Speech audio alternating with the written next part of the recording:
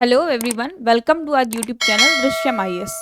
तो आज की क्लास में हमें जो हमारा 10th क्लास का ज्योग्राफी का सीरीज चल रहा है एनसीईआरटी का, उसमें हमने फोर्थ चैप्टर को अपने कंप्लीट करना है। फोर्थ चैप्टर का नाम क्या है अपने, वो है कृषि। ठीक है, इसके पहले हमने first second and third chapter इसके कंप्लीट कर लिए हैं, और इसके भी पहले हमने कुछ 10-15 क्लासेस में अपनी नाइन्थ क्लास की ज्योग्राफी कंप्लीट कर ली है। तो आज हमें पढ़ना है कृषि।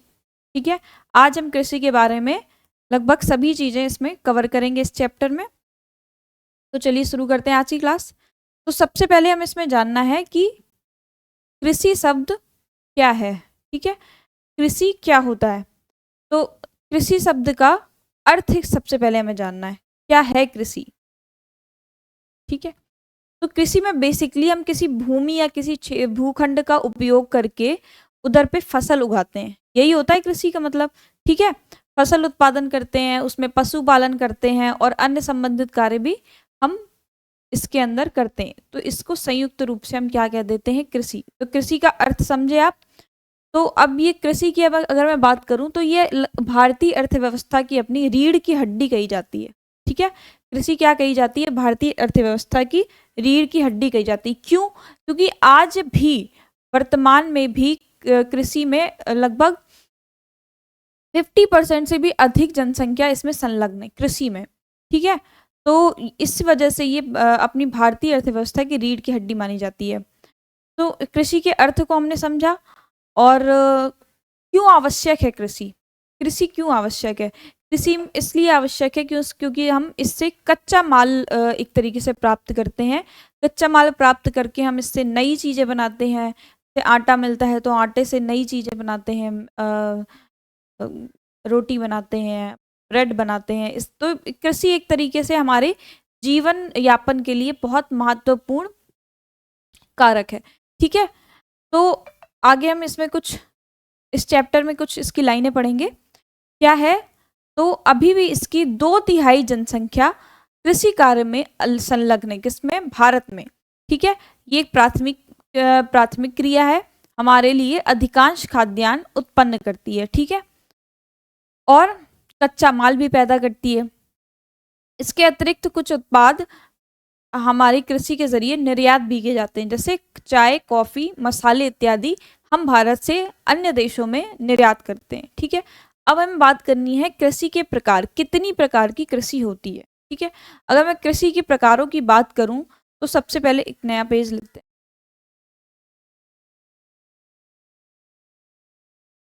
कृषि के प्रकार, कितने टाइप की होती है कृषि। ठीक है, तो आपको पता होगा कि भारत में प्रत्येक प्रत्येक क्षेत्र में अलग अलग जलवायु देखने मिलती है। ठीक है, हर जगह पे अलग अलग मिट्टी भी देखने को मिलती है। तो मैं कह सकती हूँ कि कृषि जो होती है वो अलग अलग जलवायु और अलग अलग मिट्टी के आधार पर हर जगह अलग अलग पाई जाती है। ठीक है, तो जैसे कि मैं सबसे पहले बात करूंगी यहाँ पे परंपरागत परंपरागत कृषि की। ठीक है, परंपरागत यानी नाम से ही स्पष्ट है कि पुराने समय में पुराने समय में इस प्रकार की खेती हम कब करते थे? पुराने पुराने समय में हमें देखने मिलती थी। कुछ आदिवासी क्षेत्रों में भी तो अभी भी परंपरागत कृषि की जाती है। जैसे आपने इसका एक एग्जाम्पल दूं, झूम कृषि का आपने नाम सुना होगा। झूम खेती अभी मैं चैप्टर में जब पढ़ूंगी तब बताऊंगी झूम खेती क्या होती है। ठीक है, दूसरा मैं बात करूंगी यहाँ पे गहन कृषि। गहन कृषि जब बहुत छोटे खेत में अधिक उत्पादन किया जाए। एक एक लाइन में हम समझेंगे, बाद में चैप्टर में थोड़ा डिटेल में पढ़ेंगे। छोटे खेत में अधिक उत्पादन। ठीक है, जब हम किसी छोटे क्षेत्र में अधिक उत्पादन करें तो उसे हम बोल देते हैं गहन कृषि। ठीक है, इसमें धान, गेहूं, दालें, सब्जियां सब उगाई जाती हैं। ठीक, और ये भारत में, चाइना में और अन्य एशियाई देशों में ये प्रचलित है, गहन कृषि जो है अपनी। थर्ड मैं बात करूंगी अपनी व्यवसायिक कृषि की।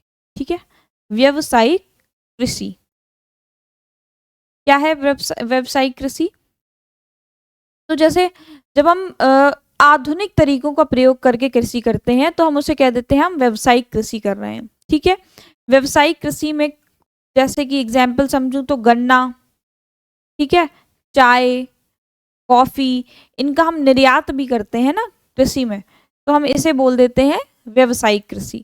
आगे जो चौथी अपनी कृषि है वो है रोपण कृषि। जैसे गहन कृषि जो थी अपनी छोटे खेतों में अधिक उत्पादन किया जाता है, वैसे ही रोपण कृषि क्या है, एक ही फसल एक ही फसल एक ही फसल जब हम बड़े क्षेत्र में उगाते हैं, एक ही फसल को बड़े क्षेत्र में उगाएंगे तो हम इसे कहेंगे रोपण कृषि। ठीक है, रोपण कृषि में अधिक श्रम, अधिक पूंजी की आवश्यकता होती है। ठीक है, इसमें भी मैं चाय, कॉफी इन सबको रखूंगी। ठीक, तो चैप्टर पढ़ते हैं थोड़ा सा, क्या कह रहा है कृषि के प्रकारों में। ठीक है, तो हमारे देश की प्राचीन आर्थिक प्रक्रिया है ये कृषि। ठीक, पिछले हजारों वर्षों के दौरान भौतिक, पर्यावरण, प्रौद्योगिकी और सामाजिक सांस्कृतिक रीति रिवाजों के अनुसार खेती करने की विधियों में परिवर्तन हुआ है। जीवन निर्वाह खेती से लेकर वाणिज्यिक खेती तथा कृषि के अनेक प्रकार हैं।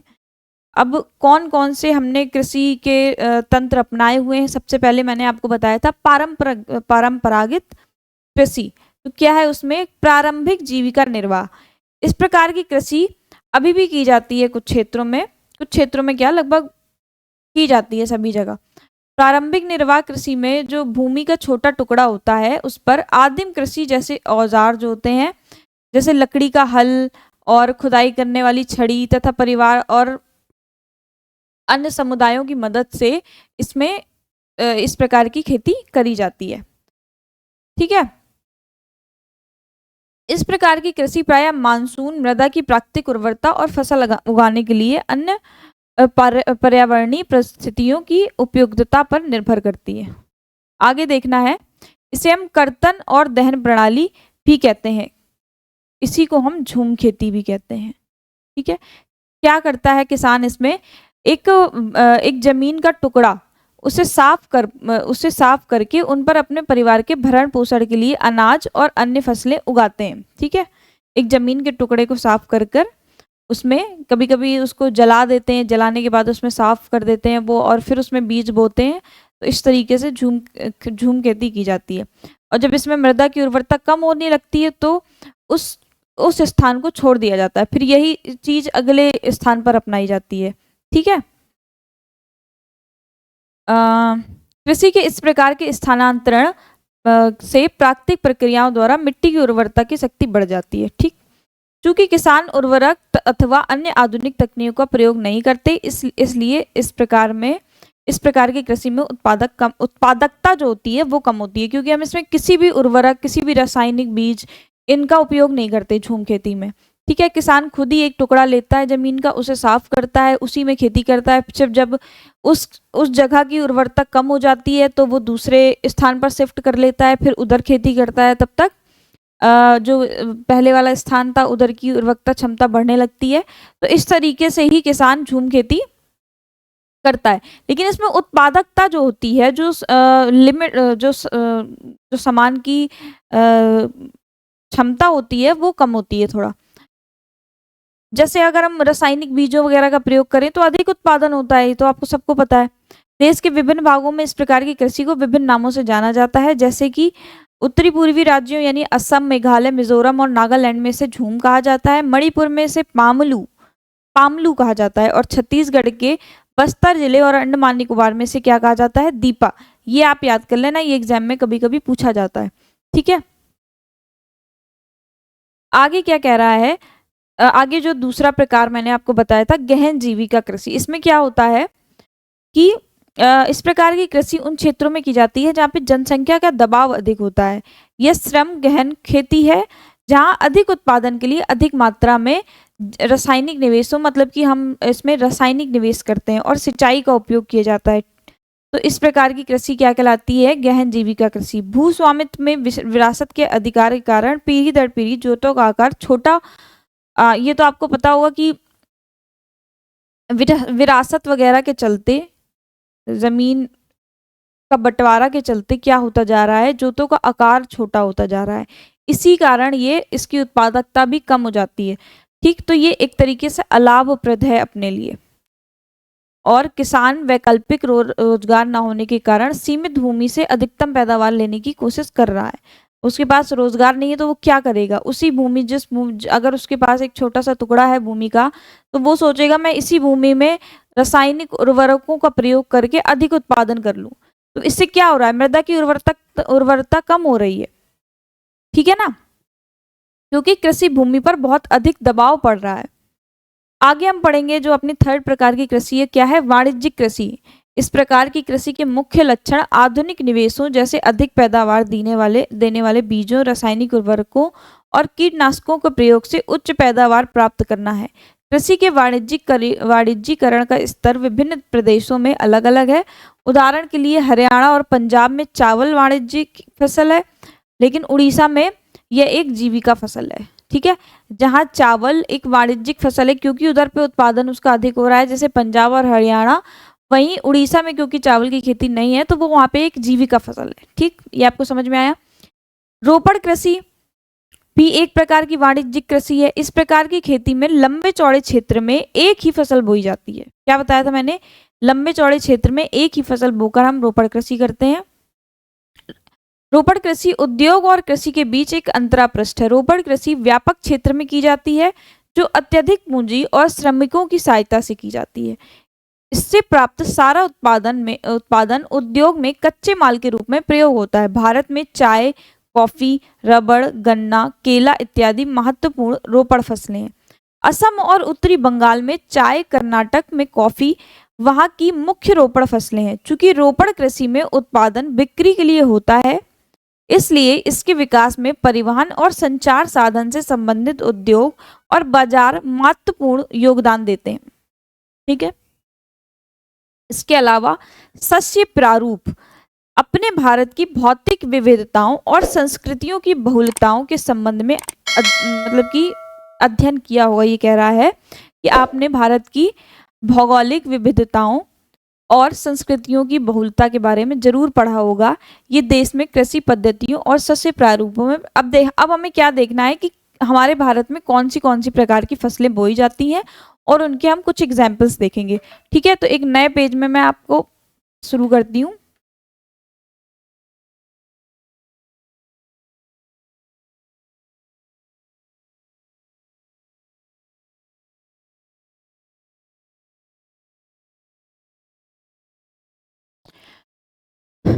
भारत की प्रमुख फसलें, कौन से प्रकार की हमारे भारत में फसलें पाई जाती हैं। ठीक है, तो हम इसे 3 पार्ट में डिवाइड करते हैं। कितने पार्ट में, 3 पार्ट में। सबसे पहले हम पढ़ेंगे खरीफ फसलें, खरीफ, फिर उसके बाद हम रबी की फसलें पढ़ेंगे, उसके बाद हम जायद की फसलें पढ़ेंगे। ठीक है, तो खरीफ की फसल जो होती है अपनी, उसकी इधर पे लिखेंगे हम टाइम। ठीक है, लेकिन कौन सा टाइम, बुआई का टाइम, जब हम इस फसल को क्या करते हैं, बोते हैं।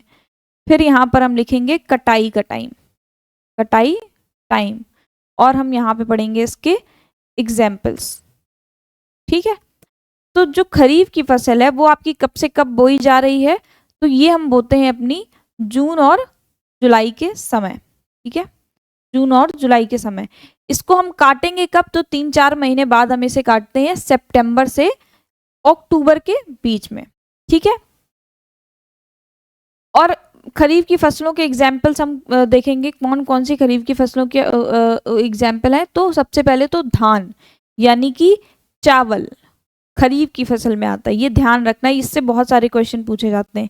फिर मक्का, बाजरा, जैसे कि हो गया कपास, कपास जानते हो ना, रुई का जो पेड़ होता है उसे बोलते हैं कपास। ठीक है, और मूंगफली। ठीक है, तो ये सब जो है अपनी वो खरीफ की फसलें। उसके बाद हम देखेंगे रबी की फसलें। तो रबी की फसलों का बुआई टाइम क्या है, अक्टूबर से नवंबर। अक्टूबर से नवंबर के बीच में हम इन्हें बोते हैं। काटेंगे फिर कब? तो 3-4 महीने बाद मार्च अप्रैल के बीच में हम इसे काटते हैं। अगर मैं इसके मुख्य एग्जाम्पल की बात करूं तो अपना हो गया गेहूं, ठीक है, गेहूं हो गया, जौ हो गया, चना हो गया, और मटर हो गया, सरसों हो गया, ये सब अपनी रबी की फसलों में आता है। अब हमें पढ़ना है जायद की फसलें।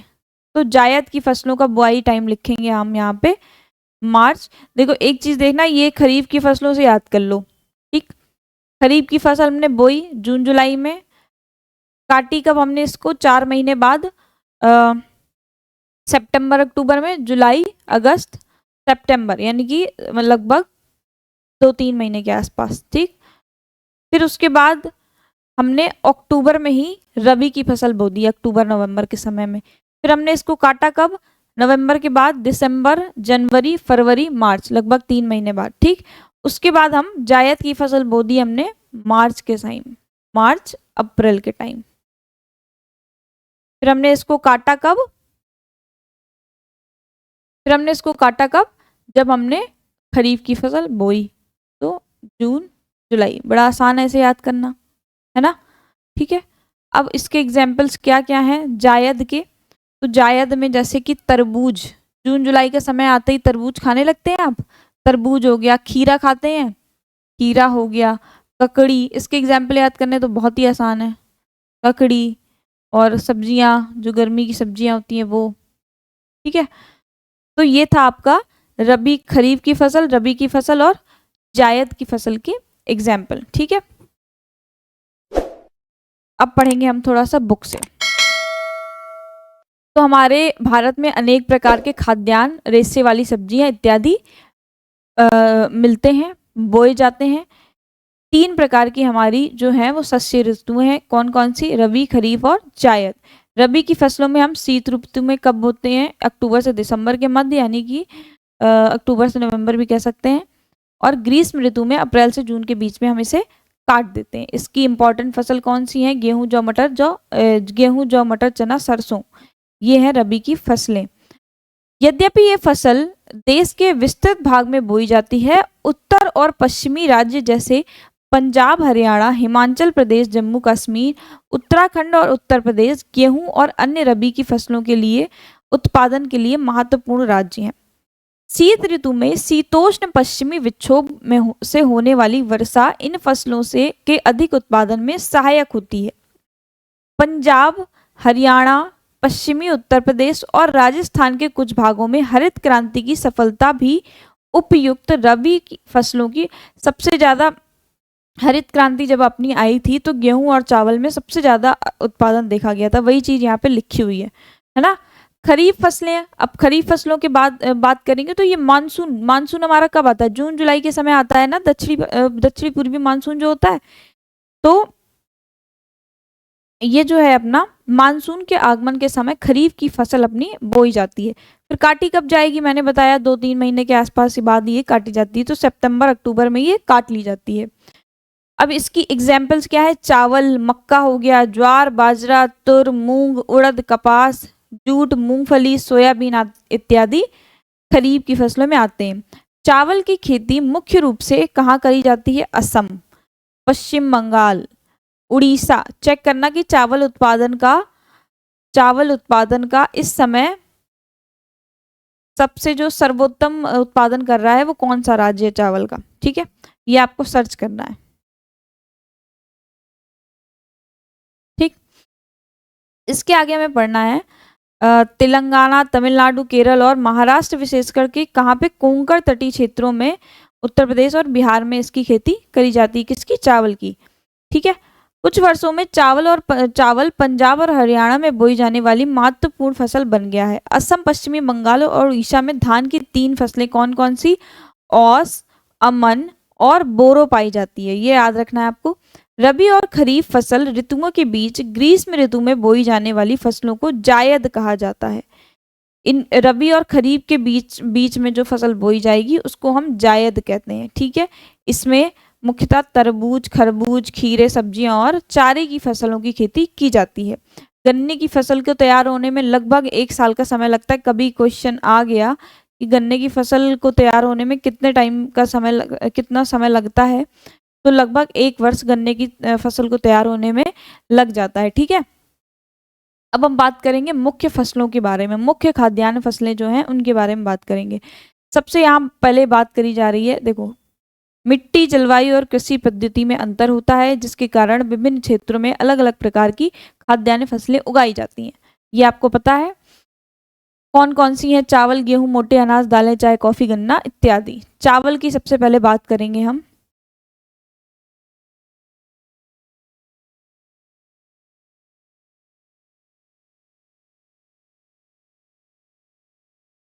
चावल भारत में अधिकांश जो सबसे ज्यादा फसल उगाई जाती है, जो खाद्यान्न फसल है, वो कौन सी है? अपनी चावल ही है।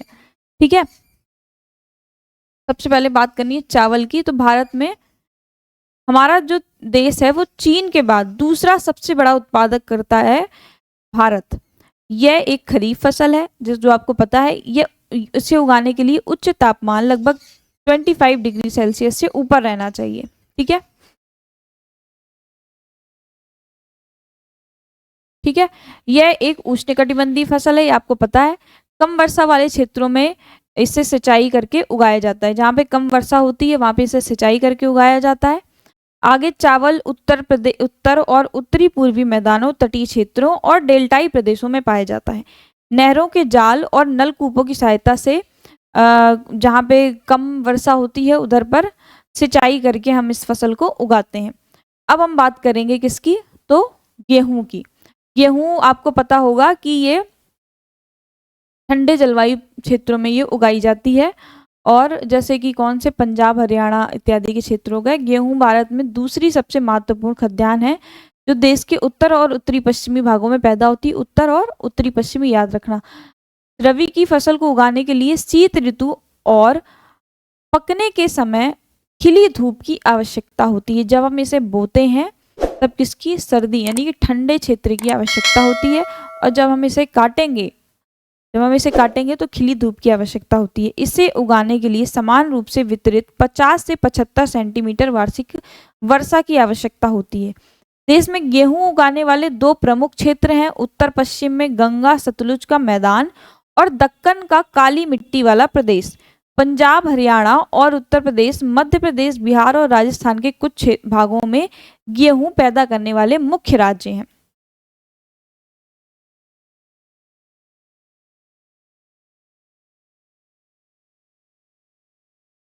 ठीक है, अब हमको बात करना है मोटे अनाजों की। इसकी मोटे अनाजों में कौन कौन से आते हैं? ज्वार, बाजरा, रागी इत्यादि ये मोटे अनाजों में गिने जाते हैं। यद्यपि इन्हें मोटा अनाज कहा जाता है, परंतु इसमें पोषक तत्वों की मात्रा अत्यधिक होती है। ज्वार की रोटी खाएं आप बना के, बाजरा की रोटी, इनमें पोषक तत्वों की मात्रा बहुत अधिक पाई जाती है। उदाहरणतः रागी में प्रचुर मात्रा में लोहा, कैल्शियम, सूक्ष्म पोषक और भूसी मिलती है। क्षेत्रफल उत्पादन की दृष्टि से ज्वार देश की तीसरी महत्वपूर्ण खाद्यान्न फसल है। यह फसल वर्षा पर निर्भर होती है। अधिकतर आर्द्र क्षेत्रों में उगाए जाने के कारण इसके लिए सिंचाई की आवश्यकता नहीं होती है। ये इंपॉर्टेंट पॉइंट है, ज्वार की फसल के लिए सिंचाई की आवश्यकता नहीं होती। इसके प्रमुख उत्पादक राज्य कौन से हैं? तो महाराष्ट्र, कर्नाटक, आंध्र प्रदेश एवं मध्य प्रदेश हैं। बात करेंगे बाजरा की। तो बाजरा ये बलुआ और उथली काली मिट्टी पर पाया जाता है। बाजरा कहाँ उगाया जाता है? काली मिट्टी वाले क्षेत्र में। राजस्थान, उत्तर प्रदेश, महाराष्ट्र, गुजरात और हरियाणा इसके प्रमुख उत्पादक राज्य हैं। रागी शुष्क प्रदेशों की फसल है, और यह लाल, काली और बलुआ, दोमट और उथली काली मिट्टी पर अच्छी तरीके से उगाई जाती है। और यहाँ पे रागी के कुछ प्रमुख उत्पादक राज्यों की बात करी गई है। अब हम बात करेंगे किसकी? तो मक्का की।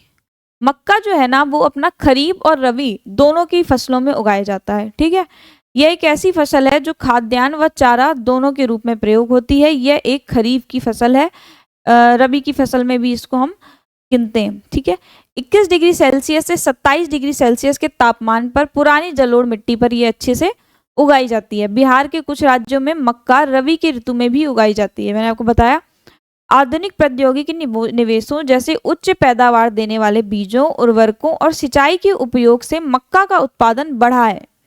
कर्नाटक, मध्य प्रदेश, उत्तर प्रदेश, बिहार, आंध्र प्रदेश और तेलंगाना में मक्का की अच्छी खासी खेती होती है।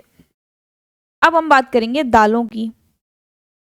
देखो, दालें जो हैं इनकी फसल जो है ना, इनकी कृषि करना इसलिए भी आवश्यक है क्योंकि ये मिट्टी की उर्वरता को बनाए रखती हैं। याद रखना ये चीज। दालों का सबसे बड़ा उत्पादक अपना भारत ही है और शाकाहारी खाने में दाल सबसे अधिक प्रोटीनदायक होती है। अरहर की दाल, उड़द की दाल, मूंग, मसूर, मटर और चना भारत की प्रमुख दलहनी फसलें हैं। खरीफ में और दालों को कम नमी की आवश्यकता होती है और इन्हें शुष्क परिस्थितियों में भी उगाया जा सकता है। फलीदार फसलें होने के नाते अरहर को छोड़कर अन्य सभी दालें वायु से नाइट्रोजन लेकर भूमि की उर्वरता को बनाए रखती हैं। ठीक है, किसको छोड़कर? तो अरहर को छोड़कर। अतः इन फसलों को आमतौर पर फसलों के आवर्तन में बोया जाता है। भारत में मध्य प्रदेश, राजस्थान, महाराष्ट्र, उत्तर प्रदेश और कर्नाटक दाल के प्रमुख उत्पादक राज्य हैं। खाद्यान्नों के अलावा अन्य खाद्य फसलें कौन सी हैं? गन्ना। गन्ना मैंने बताया कि जायद की फसल है ना। तो ये उष्ण और उपोष्ण कटिबंधीय फसल है जो कि 21 डिग्री सेल्सियस से 27 डिग्री सेल्सियस के तापमान के बीच में उगाई जाती है और इसको 75 सेंटीमीटर से 100 सेंटीमीटर वार्षिक वर्षा की आवश्यकता होती है। कम वर्षा वाले क्षेत्रों में इसको सिंचाई करके उगाया जाता है और इसे अनेक मिट्टियों में उगाया जा सकता है। इसके लिए बुवाई से लेकर कटाई तक काफी शारीरिक श्रम की आवश्यकता होती है। ब्राजील के बाद भारत गन्ने का दूसरा उत्पादक, ये याद रखना, देश है। यह चीनी, गुड़, खांडसारी और सीरा बनाने में काम आता है। उत्तर प्रदेश, महाराष्ट्र, कर्नाटक, तमिलनाडु, आंध्र प्रदेश, तेलंगाना, बिहार, पंजाब और हरियाणा गन्ना के प्रमुख उत्पादक राज्य हैं। बात करेंगे तिलहन की। 2018 में भारत विश्व में चीन के बाद दूसरा तिलहन उत्पादक देश था। 2018 में तोरिया के उत्पादन में भारत का विश्व में कनाडा और चीन के बाद तीसरा स्थान था। तोरिया के उत्पादन में देश के कुल बोए गए क्षेत्र के लगभग 12% भाग पर कई तिलहने फसलें उगाई जाती हैं, जैसे कि मूंगफली, सरसों, नारियल, तिल, सोयाबीन, अरंडी। ये आपको देखिए, उसमें आप एक चार्ट बना लेना, उसमें रबी की फसलें, खरीफ की फसलें, दलहनी फसलें, तिलहनी फसलें कौन कौन सी होती हैं, ये सब आप लिख लेना और कहाँ कहाँ उगाई जाती हैं। ठीक है, सूरजमुखी भारत में उगाई जाने वाली मुख्य तिलहनी फसलें हैं ये। इनमें से अधिकतर खाद्य हैं और खाना बनाने में प्रयोग की जाती हैं, परंतु इनमें से कुछ जो हैं वो तेल के बीजों को साबुन, प्रसाधन और उबटन उद्योग आदि में कच्चे माल की तरह प्रयोग किया जाता है। मूंगफली जो है वो मैंने आपको बताया था एक खरीफ की फसल है और देश में मुख्य तिलहनों के कुल उत्पादन का आधा भाग इसी फसल से प्राप्त होता है। गुजरात जो है वो मूंगफली का सबसे बड़ा उत्पादक राज्य है। इसके अतिरिक्त राजस्थान और तमिलनाडु मूंगफली के अन्य मुख्य उत्पादक राज्यों में से एक है।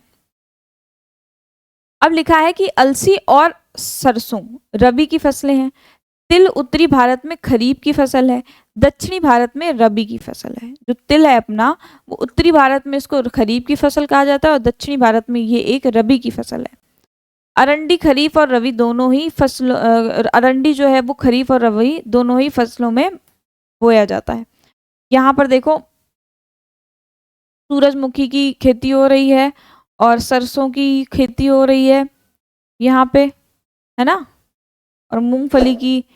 अब बात करनी है चाय की। तो चाय की खेती रोपण कृषि का उदाहरण है, पता है आपको। तो ये एक पेय पदार्थ की फसल है और इसे कौन लाया था भारत में? तो अंग्रेज इसे भारत में लाए थे। आज अधिकतर चाय बागानों के मालिक भारतीय हैं। चाय का पौधा उष्ण और उपोष्ण कटिबंधीय जलवायु, ह्यूमस और जीवांश युक्त गहरी मिट्टी तथा सुगम निकास वाले ढलवा क्षेत्रों में भली भांति उगाया जाता है। चाय की खेती झाड़ियों को उगाने के लिए वर्ष भर कोष्ण, नम और पाला रहित जलवायु की आवश्यकता। चाय की खेती को उगाने के लिए किस प्रकार की आवश्यकता होती है, किस प्रकार की जलवायु की आवश्यकता होती है? तो नम और पाला रहित जलवायु की आवश्यकता होती है, यानी कि नमी होना चाहिए, ह्यूमस होना चाहिए और पाला रहित होना चाहिए। वर्ष भर समान रूप से होने वाली वर्षा की बौछारें इसकी कोमल पत्तियों के विकास में सहायक होती हैं। चाय एक श्रम सघन उद्योग है, इसके लिए प्रचुर मात्रा में सस्ता और कुशल श्रम होना चाहिए। इसकी ताजगी बनाए रखने के लिए चाय की पत्तियां बागान में ही संसाधित कर दी जाती हैं। चाय के मुख्य उत्पादकों में से कौन है? असम, पश्चिमी बंगाल में दार्जिलिंग और जलपाईगुड़ी जिलों की पहाड़ियां, तमिलनाडु और केरल केरल इत्यादि इनके प्रमुख उत्पादक राज्यों में से आते हैं। ये आपको याद रखना है इतनी बात, ठीक है।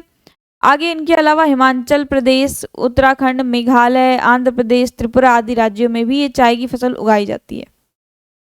2018 में भारत विश्व में चीन के बाद दूसरा बड़ा उत्पादक राज्य था। आज के समय में कौन है, ये आपको सर्च करना है, बाकी तो मैं अगली क्लास में बता ही दूंगी, ठीक है। अब बात करनी है यहाँ पे कॉफी। भारतीय कॉफी अपनी गुणवत्ता के लिए विश्व विख्यात है। हमारे देश में अरेबिका किस्म की कॉफी जो है वो पैदा की जाती है, जो आरंभ में यमन से लाई गई थी। कहाँ से? तो हम भारत में कौन से प्रकार की कॉफी की उत्पादन करते हैं? अरेबिका, ठीक है। ये भारत में अपने यमन से लाई गई थी। इस किस्म की कॉफी का विश्व भर में अत्यधिक मांग है। इसकी कृषि की शुरुआत बाबा बुदन की पहाड़ियों से हुई थी और आज भी इसकी खेती के लिए नीलगिरी पहाड़ियों के आसपास का क्षेत्र जो है वहां पे चाहिए। बागवानी फसलें क्या है? 2018 में भारत का विश्व में फसलों, ये 2018 की अपडेटेड एनसीईआरटी लगता है, ठीक है। भारत उष्ण और शीतोष्ण कटिबंधी दोनों ही प्रकारों की फलों का उत्पादक है। ये आपको पता होगा क्योंकि ये जो है अपना थोड़ा सा उष्ण कटिबंधी और बाकी शीतोष्ण कटिबंधी भाग में स्थित है, इसीलिए हम इसको उष्ण कटिबंधी क्षेत्र की जलवायु कह देते हैं, क्योंकि अधिकतर जो दक्षिण का हिस्सा है वो अपना उष्ण कटिबंधी क्षेत्र में स्थित है। भारतीय फलों में जिनमें महाराष्ट्र, आंध्र प्रदेश, तेलंगाना, उत्तर प्रदेश और पश्चिम बंगाल के आम, नागपुर और चेरापूंजी मेघालय के संतरे, केरल, मिजोरम, महाराष्ट्र और तमिलनाडु के केले, उत्तर प्रदेश और बिहार की लीची, मेघालय के अनानास। कहाँ क्या फेमस है ये बात करी गई है इसमें, ठीक है। भारत का मटर, फूल गोभी, प्याज, बंद गोभी, टमाटर, बैगन और आलू उत्पादन में प्रमुख स्थान है। हमारा भारत जो है वो मटर, फूल गोभी, प्याज, बंद गोभी, टमाटर, बैगन सब अच्छा खासा पैदा होता है। अब मलबरी पेड़ की हरी पत्तियों में पलता है। रेशम उत्पादन के लिए रेशम कीड़ों का पालन किया जाता है, रेशम उत्पादन कहलाता है। आगे हमें देखना है अखाद्य फसलें जो हम खाते नहीं है। रबड़ जो है अपनी वो भूमध्य रेखीय फसल है, ठीक है, पहली बात। परंतु विशेषकर परिस्थितियों में उष्ण और उपोष्णकर क्षेत्रों में भी ये उगाई जाती है। दूसरी बात, अब इसके लिए वर्षा की कितनी आवश्यकता होती है? तो बहुत अधिक, 200 सेंटीमीटर से भी अधिक वर्षा की आवश्यकता होती है। 25 डिग्री सेल्सियस से अधिक तापमान होना चाहिए और नमी और आर्द्र जैसी जलवायु होनी चाहिए।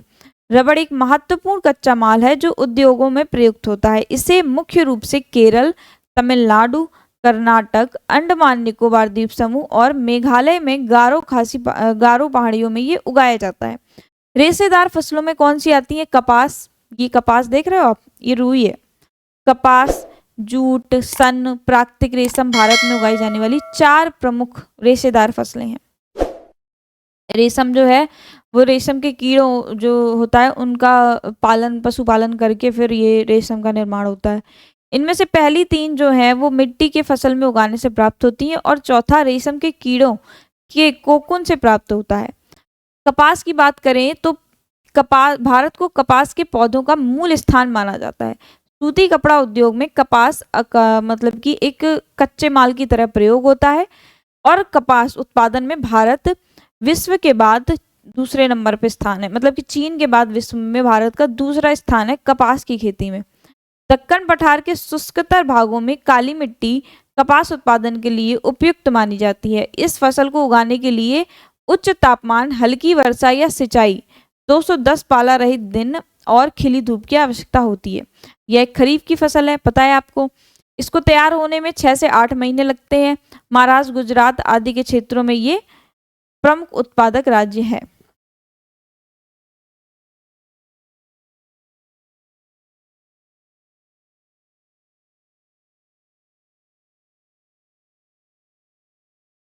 इसके बाद क्या है, जूट की फसल।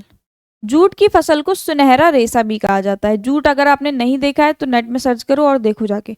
जूट की फसल बाढ़ के मैदानों में जल निकास वाली उर्वरक मिट्टी में उगाई जाती है, जहाँ हर वर्ष बाढ़ से आई नई मिट्टी जमा होती रहती है। इसके बढ़ने के समय उच्च तापमान की आवश्यकता होती है। इसके बढ़ने के समय उच्च तापमान की आवश्यकता होती है और ये लगभग पश्चिम बंगाल, बिहार, असम और मेघालय, उड़ीसा जूट के मुख्य उत्पादक राज्य हैं। मुख्य उत्पादक राज्य सभी के आपको पता होना चाहिए। इसका प्रयोग बोरियां, जटाई, देखा होगा जूट की जटाई, जूट की बोरी, ये सब सुना होगा ना आपने। जूट की बोरियां तो देखी ही होंगी, सब्जी वगैरह भर के आती हैं सब्जी मंडियों में। उसमें तंतु और धागे, गलीचे और दूसरी दस्तकारी की वस्तुएं बनाने में जूट का प्रयोग किया जाता है। इसकी उच्च लागत के कारण और कृत्रिम रेशों और पैकिंग सामग्री, विशेषकर नायलॉन की कीमत कम होने के कारण बाजार में इसकी मांग काफी कम हो रही है। प्रौद्योगिकी और संस्थागत सुधार कैसे किए गए हैं, देखो। आपको पता है कि कृषि जो है वो अब अपने भारत में हजारों सालों से की जा रही है, परंतु प्रौद्योगिकी और संस्थागत परिवर्तन के अभाव में लगातार भूमि संसाधन के प्रयोग से कृषि का विकास अवरुद्ध हो जाता है तथा इसकी गति मंद हो जाती है। सिंचाई के साधनों का विकास होने के उपरांत भी देश के एक बहुत बड़े भाग में अभी भी किसान खेती बाड़ी के लिए मानसून और भूमि की प्राकृतिक उर्वरता पर ही निर्भर है। बढ़ती हुई जनसंख्या के लिए एक महत्वपूर्ण चुनौती है। अगर इसी तरीके से किसान प्राकृतिक उर्वरता पर निर्भर रहेंगे तो जनसंख्या भी तो बहुत अधिक है, वो भी तो देखना है। 60% से भी अधिक लोगों को आजीविका प्रदान करने वाली कृषि में कुछ गंभीर तकनीकी एवं संस्थागत सुधार लाने की आवश्यकता है। स्वतंत्रता के पश्चात देश में संस्थागत सुधार लाने के लिए जोतों की चकबंदी करी गई थी। सहकारिता तथा जमींदारी आदि। चकबंदी क्या होती है, जो बिखरी बिखरी भूमि होती है लोगों की, उन्हें एक करके फिर उन पर भूमि कृषि की जाती है, ठीक है। प्रथम पंचवर्षीय योजना में भूमि सुधार मुख्य लक्ष्य था। भूमि पर पुश्तैनी अधिकार के कारण यह क्षेत्र टुकड़ों में बटी जा रही थी, जिसकी चकबंदी करना अनिवार्य था। भूमि सुधार के कानून तो बने, परंतु इनके लागू करने में ढील की गई। 1960 और 1970 के दशकों में भारत सरकार ने कई प्रकार के सुधार किए भी। पैकेज टेक्नोलॉजी पर आधारित हरित क्रांति तथा श्वेत क्रांति जैसी कृषि सुधार के लिए कुछ रणनीतियां आरंभ भी की गई, परंतु इसके कारण विकास के कुछ क्षेत्रों तक ही सीमित रहा। कुछ क्षेत्रों तक ही हरित क्रांति का लाभ, जो बड़े किसान थे ना, हरित क्रांति में क्या हुआ था, जैसे जो बड़े किसान थे जिनके पास पैसा था वो ही तो रासायनिक उर्वरक वाले बीज खरीद पाए और उन्हीं को अधिक लाभ भी हुआ। 1980 और 1990 के दशकों में व्यापक भूमि में विकास कार्यक्रम शुरू हुआ जो संस्थागत तकनीकी सुधारों पर आधारित था। इस दिशा में उठाए गए कुछ महत्वपूर्ण कदमों में सूखा, चक्रवात, बाढ़, आग, बीमारी के लिए फसल बीमा के प्रावधान और किसानों को कम दर पर ऋण देने की सुविधाएं उपलब्ध कराई गई, ठीक है। सुविधा किसानों के लाभ के लिए भारत सरकार ने किसान क्रेडिट कार्ड योजना और व्यक्तिगत दुर्घटना बीमा योजना की शुरुआत करी थी, ठीक है। इसके अलावा आकाशवाणी और दूरदर्शन, ये दोनों जो है वो मौसम की जानकारी के लिए कृषि कार्यक्रम प्रसारित करता है, ठीक है।